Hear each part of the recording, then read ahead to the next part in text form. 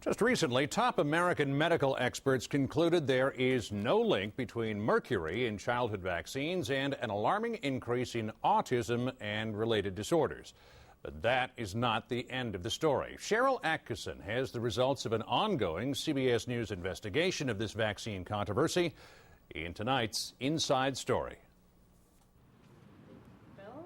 Because Alex Donnelly is autistic, he can't communicate normally or lead a normal life. No, let's not do. Okay. Yet he has some amazing abilities. What's the capital of Turkmenistan? Ashgabat. What's the capital of Venezuela? Caracas. His dad claims Alex wasn't autistic until he got certain vaccinations containing a mercury preservative.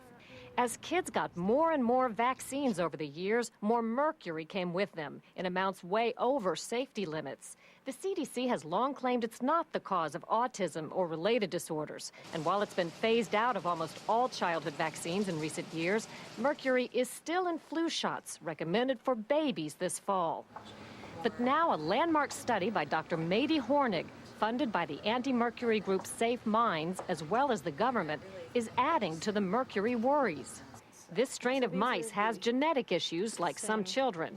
Hornig injected them with mercury-laden vaccines equivalent to what kids got in the 1990s. The mice developed profound brain problems. What types of behavior did you see in the mice, and how does that compare with what we call autism? All sorts of strange behaviors that were repetitive in nature, where animals would just keep repeating the same behavior in a very stereotyped fashion. It wasn't just repetition. The mice withdrew from their surroundings like autistic children. They resisted change like autistic children and developed brain abnormalities affecting emotion and thinking like autistic children. Alex's dad says it only confirms what he's believed all along. Most kids aren't harmed by mercury in vaccines. They shed it naturally, but some retain it, and it poisons their brains. When his testing came back, he had mercury levels that were 20 times the EPA safety margin residing in his body. It was unbelievable.